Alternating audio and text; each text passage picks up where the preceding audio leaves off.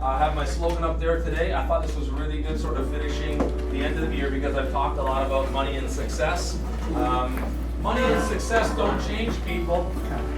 They amplify what is already there. What could that possibly be? He's dynamic, he's funny, he's personable, he's caring, and he works hard. Himself was an indifferent student in high school, so I think he brings with him a demeanor and an excitement and an energy that's a little unusual, and I think kids really gravitate to it.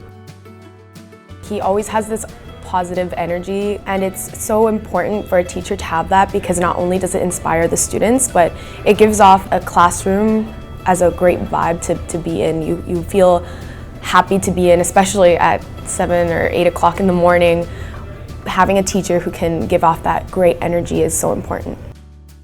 Every morning when we come in, there's always like a different rap song on, and then days that we're late, he makes us Soul Train down the hallway right here, and we have like a Soul Train day, and we have to do that, so it's just really fun. He's such an original character, honestly. I had heard so many stories about him coming into high school in grade 9, and I was like, okay, I like to cook, but just the fact that I've heard these stories, I need to be in his class. I think he reflects well on the teaching profession as a whole. Although Jeff's winning the award today, there are dozens of outstanding teachers in every building, right, that come in and they do a great job engaging kids and giving them the skills and tools they need to move to the next level. So Jeff does it extraordinarily well, and he's kind of representative of a good number of people in every school. I think what's hit us more is just the life lessons that he gives us. Like, for example, the quote of the day on the board this morning. He does that a lot. We have like a full page front and back of quotes he's been giving us all semester. You know, he'll like sidetrack from the criteria lesson for a second just to give us like a little bit of life advice. Even if he has no idea what's going on in our lives, he does that because he knows that things are going on and he knows that we'll need that advice from someone. Well, I'm Jeff White. I'm the food, nutrition, and hospitality tourism teacher here at Loyola, and it's my second career. I'm 51, and I was in the restaurant business all my life, but I did deal a lot with co-op students, so that's something that I really enjoyed, and it led me to choosing this career. And I also had great high school teachers, and I admired them, and so it was something that drew me to this business. The number one thing you have to do is have a connection with the students. So you have to get to know the kids, get to know their backgrounds, what's important to them, what they're looking to achieve.